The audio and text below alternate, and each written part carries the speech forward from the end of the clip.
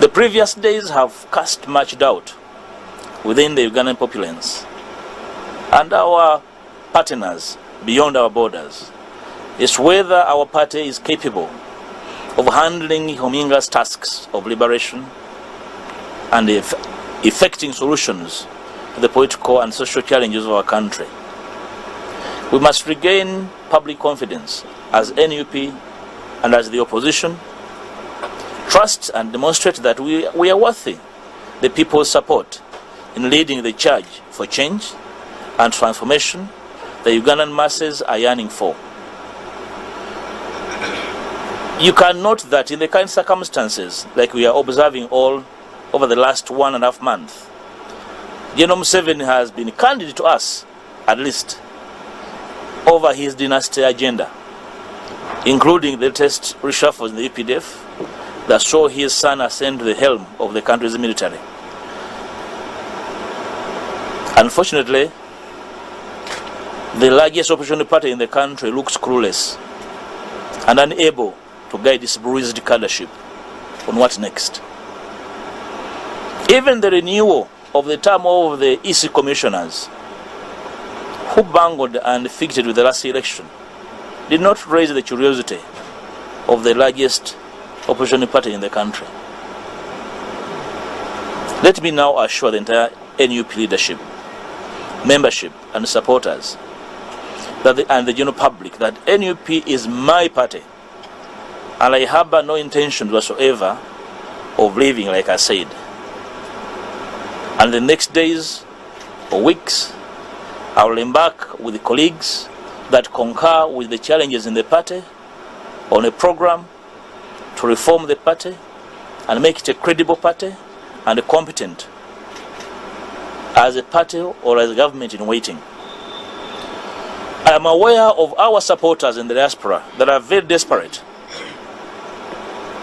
I'm here to appreciate you. Your immense support is appreciated in building our younger party and the quest for a new Uganda in general. I am aware the diaspora interacts with a lot of information, but largely a lot of misinformation, targeting their justifiable desperation for change. I pledge to you my availability and the clarity of mission and purpose in whatever we do to change the trajectory of our nation. Ugandans in the diaspora are desperate to cement their contribution towards change beyond social media commentary and material support, which seem to be a major preoccupation of many leadership here in Uganda. We should be embarking on a joint push for major reforms in our electoral laws and major constitutional shifts to enable diaspora citizenry participation in our electoral activities beyond manipulating the change agenda by selfish individuals here. By the end of the planned NUP reform process that I've pledged, arbitrary, opportunist and deviant work methods, lack of internal conflict resolution mechanisms, nepotism, corruption, greed and abuse of office, including extortion and blackmail, will be a thing of the past. Finally, I will be unveiling to the public what next. Clinton Nahabwe, Gntv at 12. Egwelu cautioned the Wazalendo Circle leadership and members against being overjoyed by the successes they had so far registered. Lieutenant General Peter Egwelu revealed and made the remarks during the 18th annual general meeting of Wazalendo Circle on behalf of the outgoing Chief of Defense Forces that was at Gaddafi Barracks. We have more.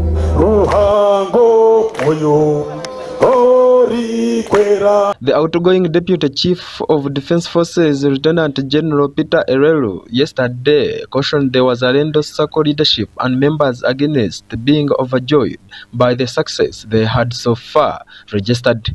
Lieutenant General Egwelu made the remarks during the 18th annual general meeting of Wazalendo Circle on behalf of the outgoing Chief of Defense Forces that was held at Gaddafi Barracks, Jinja, under the theme Enhancing Self-Reliance and Sustainability. Lieutenant General commended the growth of Wazalendo despite the difficult start it had during its foundation years. I told him that, you know, I'm no longer your deputy.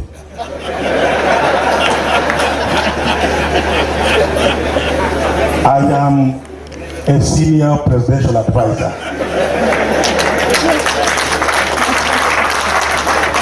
And I cannot be deployed by a minister. I can only be deployed by the president only. He is my appointing authority and he is my supervisor.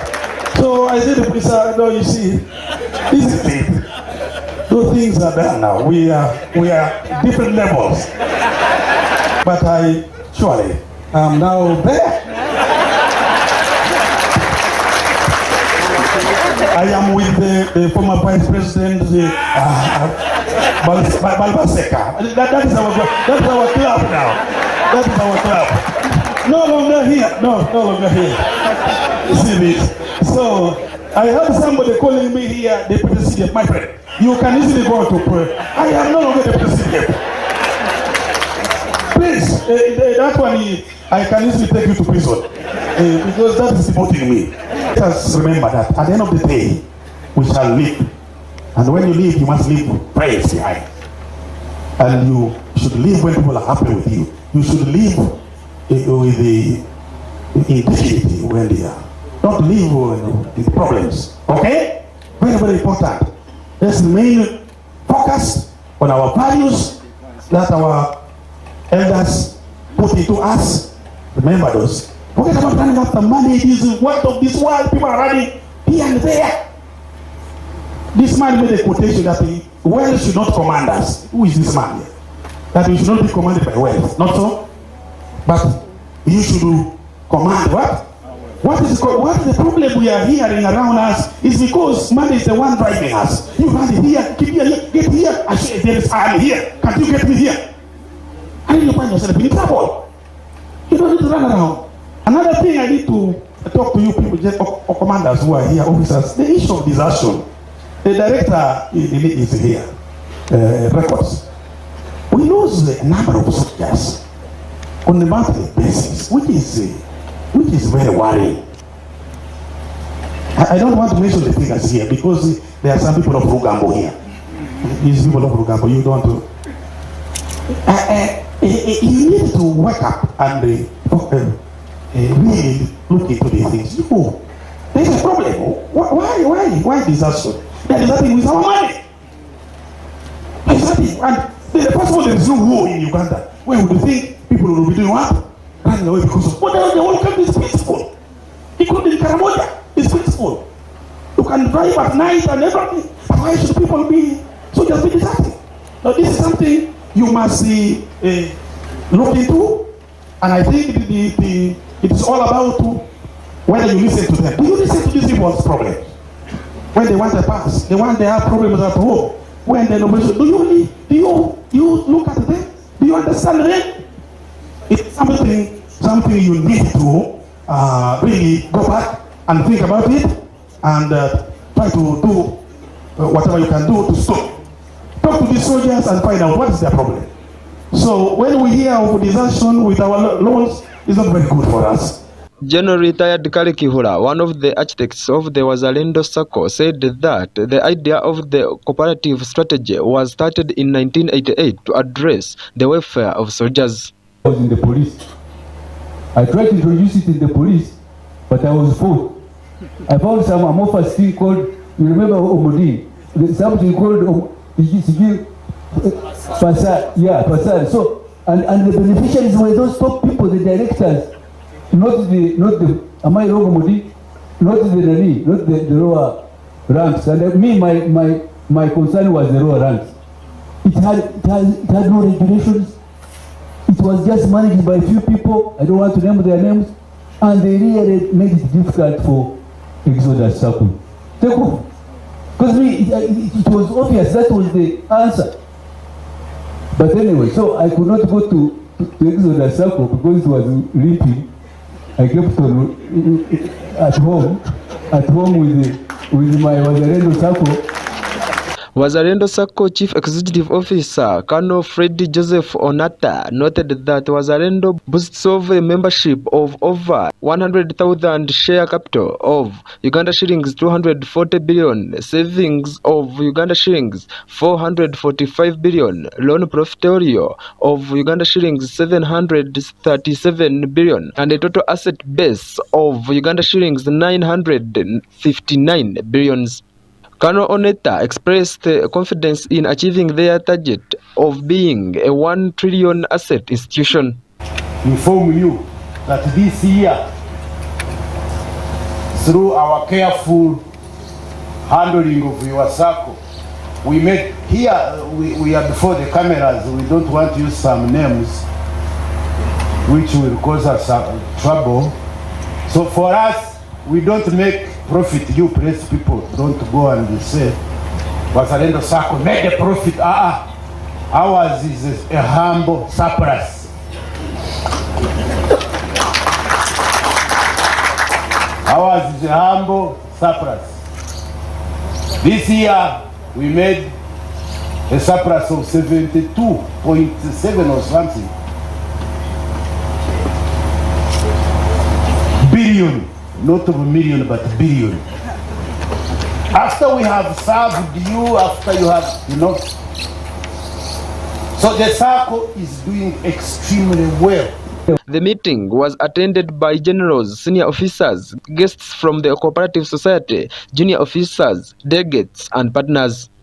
Wazalendo Sacco, herein referred to as Wasacco, is a Ministry of Defense and UPDF cooperative society that enables its members to come together and pool funds so that they can access credit loans and engage in productive activities for improving their welfare.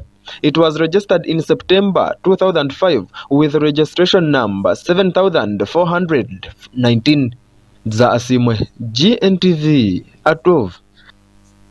You desire for that report. And in another news, the police has charged the 3 suspects in connection with the brutal murder of Minyoto and other 3 businessmen in Amdat last month. Spokesperson Fred Enanga and the entire police have condemned the act of domestic violence in homes, saying that this has become rampant. The report. I'm here to state. Police mukitundu ekya East Kyoga ne Bukedde eri ku muyiggo obw'abavubuka abooluganda babiri omuli Ononge n'Opio nga bano batuuze ku kyalo kye Akaramaye ekisangibwa Bukedde oluvannyuma lw'okukwatibwa obusungu n'ennyiike ne balyoka balumba maama waabwe abazaalira ddala gwe bayita Asikate Merida eyali akyazizza muganzi we gwe bayita Omericol Joseph n'amuyingiza mu buliri obwa taata waabwe gwe bayita Ogwanga Isaac. Taata waabwe teyateranga kubeerawo kubanga musomesa era nga asiibeeyo ku ssomero. So bano sabbiiti ewedde nga 2 ku ssaawa 4 ez'ekiro baakomawo ne bakizuula nti maama waabwe yali akyazizza muganzi we, ne bakwata amajambiya ne bamulumba mpaka mu kisenge gye yali ne muganzi we, ne balyoka bamutematema wamu ne muganzi we ono. Bano ababiri baddusibwa mu ddwaliro e Bukedde mu mbeera embi ennyo, naye ebikolwa bino eby'abaana okulumba abazadde twagala of course okukivumirira. Of course kibeera kikolwa kya kisiraani era kubanga abazadde naddala bamaama basaana ekitiibwa ekya waggulu awatali kubuusabuusa. Ne bw'abanga ali mu kikolwa kifaananyi kitya maama asigala maama. Era mu kino ekifaananyi kino abaana bano baali balina okutegeeza taata waabwe, abakulu b'ekika, bannaabakyala, oba okutegeeza abakulu b'amadiini awamu ne poliisi ku kikolwa kino ekyandisobodde okugonjoolebwa awatali kutwalira mateeka mu ngalo. so omuyiggo gukyagenda mu maaso tulina obbagulako emisango ebiri egy'okugezaako okutemula. Era mu kitundu eky'Katakwi East Choga region poliisi eri mu kunoonya omwami gwe bayita Ochom Charles ku kyokutta mukyala we gwe bayita Apule Beatrice myaka 31. Bano babadde batuuze b'ekyalo kye bayita Kide mu disitulikiti eya Katakwi. Abafumbo bano bazze bafuna obutakkaanya era baali bayawukana ng'omukyala yagenda ewaabwe, naye omwami Ochom Charles yasobola okuddamu n'amumatiza okudda ewaka ajje ajjanjabe omwana waabwe yali omulwadde. Era ono omukyala mu kudda yakozesa omukisa guno okukola obulumbaganye, n'alyoka amukwata n'amukuba ekigo,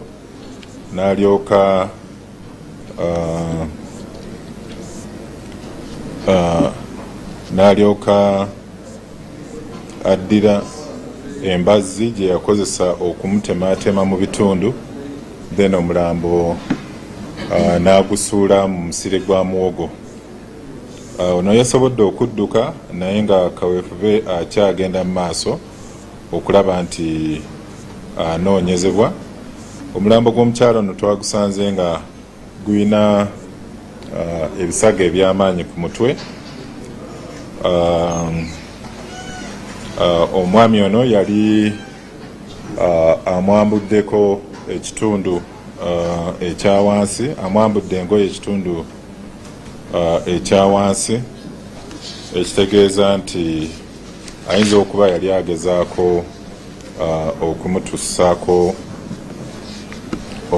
obuliisa maanyi engeri gye baali bayawukana. Era mu ngeri y'emu poliisi eyeeyumbe bidibidi yasobodde okukwata omwami omu gwe bayita Dio Michael myaka 37 ng'ono abadde mu budami mu bidibidi refugee settlement camp. Ono omwami yakizuula nti mukyala we gwe bayita Betty Kojo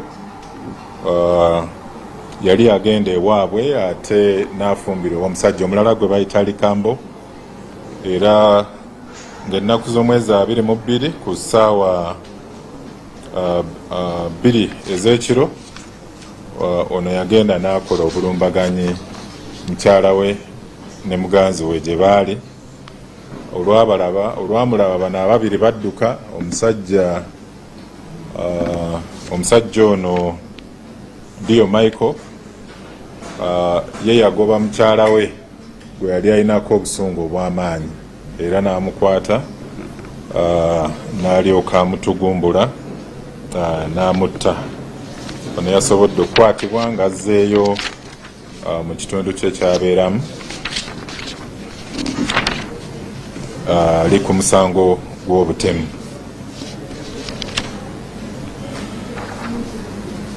Tulina era ekikolwa ekirala mu kitundu ekya East Choga omuli Soroti, Serere n'ebirala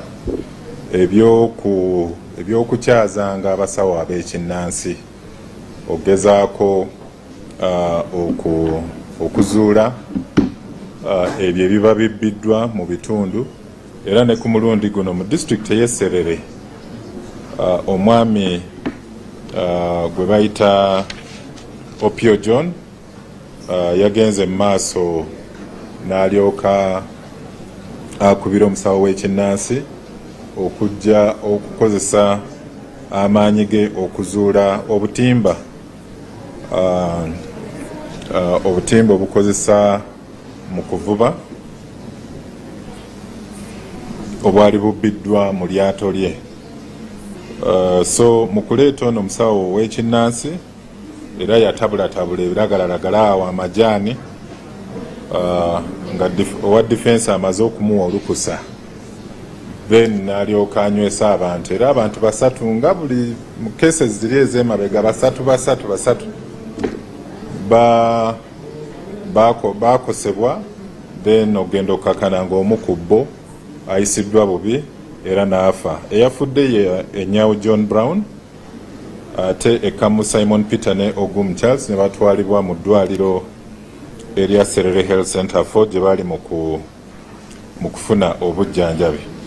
Ekikola kino kigenda kikula mu bitundu bino naye nga okwemulugunya kwaffe ng'ekitongole ki poliisi kiri nti abantu bazze bafa naye nga ebyo bye bagamba nti byabbibwa tebizuulibwa. Tuzze tulaba nga waliwo gwe twalabye Kenya yali yabbye ssente ku musajja omukyala, ensiri ne ziryoka zijja ne zimbika feesi ne bamulaga nga akutte ssente akola ki azizzaayo. So situlaba kyanjawulo ki oba obutimba bw'ensi obw'okuvuba bwe bwali bwabbiddwa, lwaki teyakulembera abantu okusinziira ku maanyi g'ayina n'atutwala awali obutimba bw'ensiri kwaba bulambye n'abo tutuusaako mu kifo ky'okuviirako abantu okubeera nga bafa. Abantu babiri be baakakwatibwa omuli Opio John ono nga muvubi eyayita ono omusawo w'ekinnansi ne omwami gwe bayita Odong John ono nga naye mutuuze w'ekyalo ekya Ongor ekisangibwa mu district ey'e Serere. Zasimwe GNTV Atov.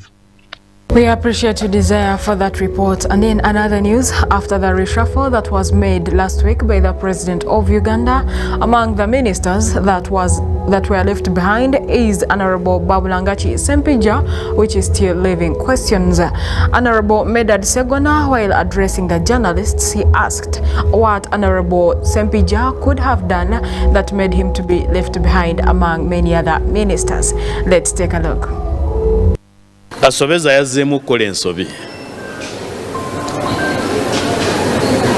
Ensobi etakolebwa bantu balala abagunjufu. Nga taswadde kulonda mukyala we ku bwa minisita. Oyo tasobola kuswala kulonda mutabani we kukulembera magye. Abasooka okubikola bonna tebaamaliriza bulungi. Naye ayina ensonga ze lwaki yakikoze. Abala yali awadde omutabani amaanyi mangi, omanyi batugamba mutabani we kati bwe banaabeeranga mu meeting z'amagye agenda kumuyitanga daddy oba commander in chief. Omanyi baŋŋamba nti lumu bali mu cabinet maama Jane olulimi ne luseerera n'ayita Museveni we yowe ng'olwo asala ku linnya lya Yoweri. Amugamba here is addressed as president. Oli n'agamba kankomewo. N'asooka yeetooloolamu n'agenda amala okuggwamu ekiwuggwe. Kano najja muyita daddy mu cabinet. Alina ensonga ze zino. Ensonga esooka, Museveni abadde tayagala mutabani we yeesimbewo 26 nga babadde babalimba. Museveni yabala nti mutabani we ajja kwesimbawo 31 kubanga naye akyayagala ateebereza nti wakati wa lwaleero ne 231 Katonda ayinza okuba amuyise. Simanyi ani yalimba Museveni nti Katonda akubuulira ebifaanana bwe bityo. Museveni ekisooka si waakufa kati. Museveni alina okubeerawo nga tafudde, akaddiwe, awulire ku nnaku nga tufuga Uganda obulungi. Nze esaala yange abeerewo tufuge Uganda bulungi. Museveni awulire ennaku afune ekiziiro mu mutima. Ati alowooza nti ayinza obutatuukayo n'olwekyo kanveewo just in case nvuddewo ng'amagye galina okutaking over. Owokuntikko yaba taking over naye owokuntikko si be ba taking over all the time. Ekyokubiri, ayagala mutabani we amuteeke mu vantage position nti bwe bamuritayarinze 31 agenda nga mu magye bamutunuulirako ng'omuntu akulembeddeko ku magye. Ye ego ya Museveni. Naye tufudde bagenda tukuba. Olaba badde atukubira bbali. Naye kaakati ng'atudde wali mu ntebe ekutta omuggo. Tuli mu kiseera kizibu nnyo. Kye tulina okukola nekeme kubinga Bugwa amenyese kwe kwekunga tusitukiremu tuzimbe Bugwa omujja kubanga Bugwa amenyese. Mutabani wa gundi nga bwe baatugamba nti mutabani we nga yatuddeawo emigga egigenda otunyookerako Katonda y'anaamanya. Kabineti njagala kusaasira mutabani wange Vincent Bamulanga Kisempijja. omusajja n'akola mineral shuffle y'abantu simanyi bataano nga gwe target gwe gwagwaza oggoba n'akubandolenga ne kitutu ne nandutu. Omwana waffe yabbaki, omwana waffe yattani okutuuka okumutagetinga bw'atyo. N'amala omugoba n'amusikiza omumyuka we muto wange mukulu wange Yakobo Obos kisooka namuweereza dde obubaka obw'okumusaasira ebizibu by'okwongera okugejja. Obos by his nature is a decent man. Tosobola mu deployinga mu kabineti ya Museveni n'otamusaasira ffe abamumanyi ate abalabye Museveni nga tukula. So mpijja musajja wattu kakati Museveni naddira bamobilizers ba PLE bonna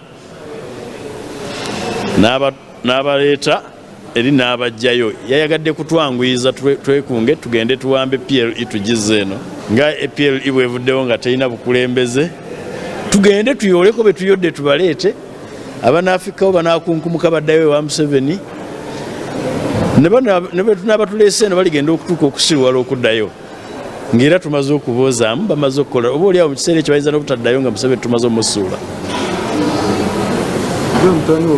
Njagala kuyozaayoza muganda wange Balamu kubanga ye ali ku level eyozaayozebwa okuyingira mu kabineti ya Museveni. Abo be bantu balina okubeera mu kabineti ya Museveni.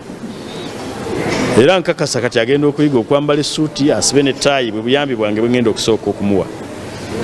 Era njagala okubayozaayoza mugenda kuwona ekisweta kya kipaapaali. Balamu agenda kuyiga okwambala essuuti n'okusiba ettaayi. Era bwe buyambi bwange bugenda okusooka gyali. Ewaffe banje ajeeka kyekiseera twetereze tuve mu kwerumaaluma mu buntu obutono ennyo atulazeeko. Ekyokubiri kaakati eri gye yali atumye mutabani we he has demobilized tugende tubanone tubasombe. Luno lwe tuli mu lutalo era saagala ffe twekuluntaze nti abali eyo bonna babi bajje tubanaaze olidde tubatereeze kubanga mu lutalo abo bonna beetaaga. Mu lutalo bwe tuba tugenda tutwala n'abanaakola ebyobusiru bonna tubeetaaga mu lutalo olugoba Museveni. Era naye bwe yali agenda mu nsiko abasiru n'ababbi yabatwala. Kakati olwokuba naffe tuli mu lutalo lwa mugoba n'ababe bwe munaabamu abagezi tubatwale, bwe munaabamu abasiru tubatwale, bwe munaabamu abazigu tubatwale.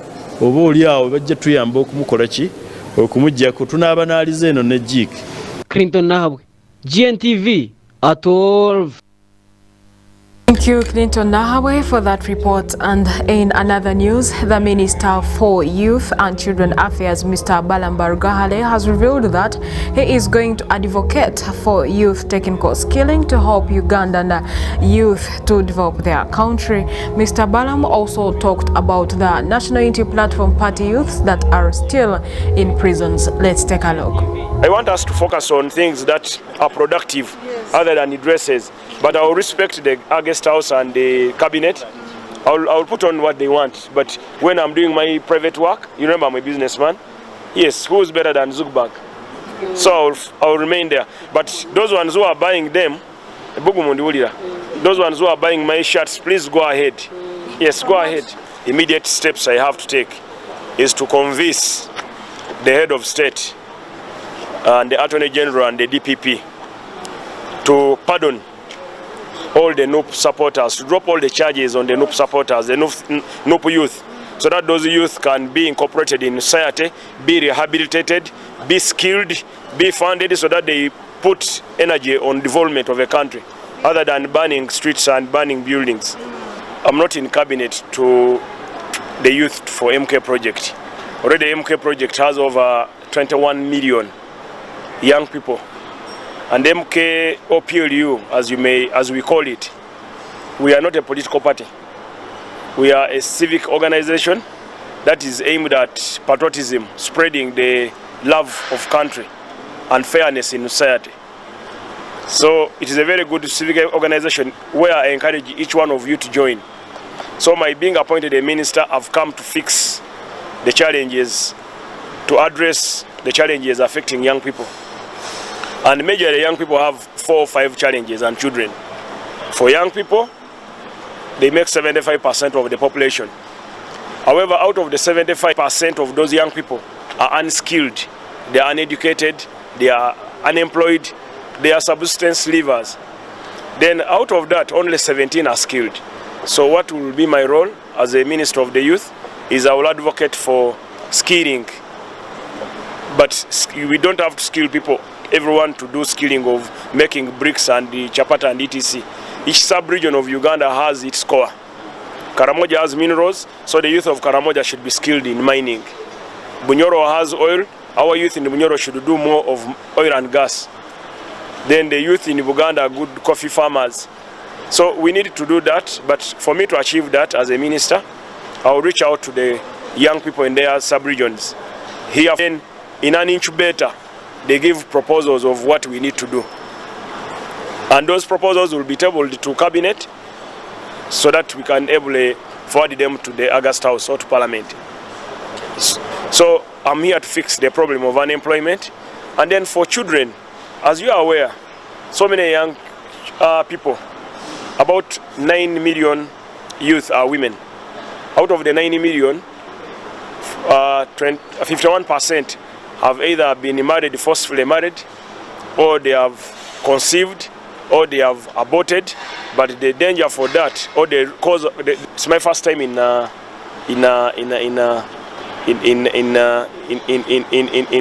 appointments, and my ministry is hold 75% of the population. I want to inform you on that. As you could be aware, a young person is defined by 16 to 30.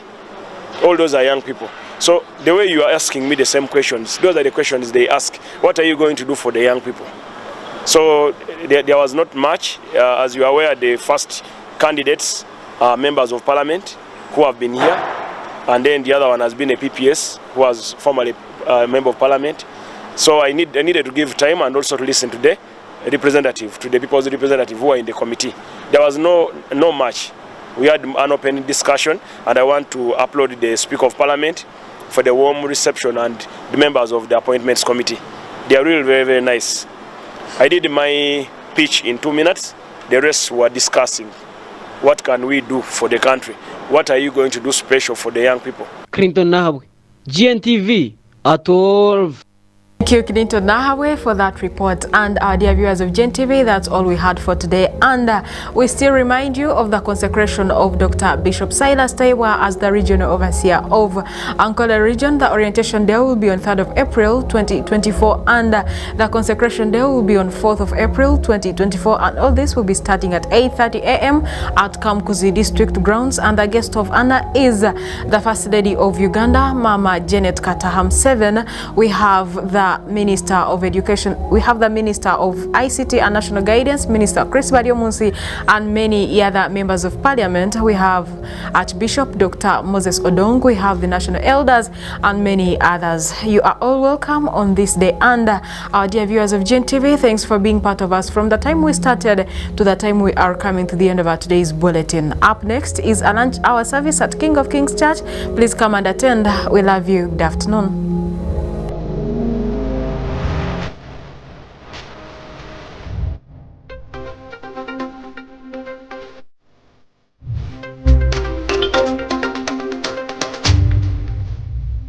Thank you.